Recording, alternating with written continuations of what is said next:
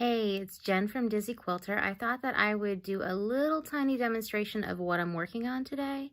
I've got a custom quilt on the long arm, and it's got a white background here. All right, I'm gonna pause this and flip. Hey, it's Jen from Dizzy Quilter. I thought that I would do a little tiny demonstration of what I'm working on today. I've got a custom quilt on the long arm, and it's got a white background here. All right, I'm gonna pause this and flip. Okay, this is what I'm working on. It's got a white background, so there's some extra steps I take when I'm doing stuff like this, when I'm doing a custom job. Just because when I'm not doing custom, it takes a little bit too long to do this stuff, but this one is special. So this is actually a quilt for Thomas Nauer.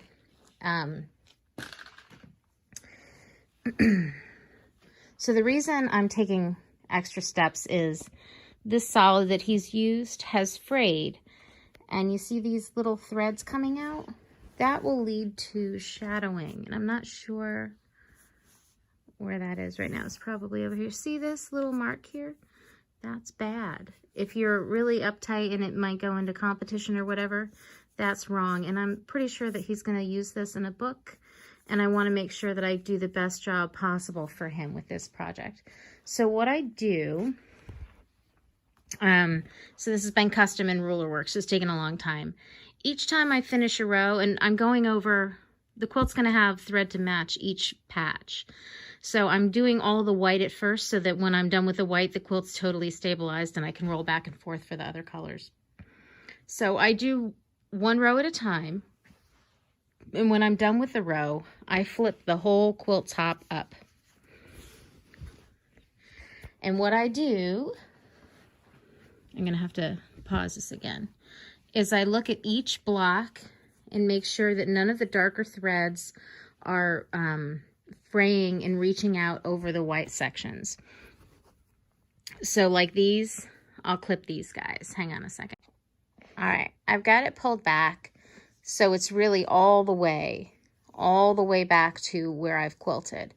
And I'm gonna look and I see right here, there's some yellow thread. I'm gonna grab that and clip it. And I'm got them upside down. I've got these great scissors from Ginger that are curved so that I can get close to the top but not snip into it. And let's see, I've got another red thread here. And I'll just go over this whole thing really carefully and make sure there's no darker threads, either from fraying or from picking up from being in my studio, because I've got some loose threads. And I'll clean it up really tidy, flip it back down, and baste it. But I want to make sure that there's none of this mess showing, because I really don't want any shadowing. It's really important to me as a long armor that, you know, when my customers get their quilts back, that I have done everything I can to make their quilt as perfect as possible. I don't fix seams unless they've asked me to. I won't take a block of quilt apart. Somebody pointed out that they thought one of the blocks on this was going in the wrong direction. It was not. He's got some kind of message in here in a code, and the direction of the blocks tells the message. So if I were to flip one of the blocks around, I would screw that up. And, you know, it's not my job to make my clients' quilts. It's my job to do the best job I can at my part. So I'm trusting that all of his blocks are going in the right direction. But I want to make sure, it's really important to me that, like, the work I do is as good as possible. So I do this kind of insane attention to detail on this step.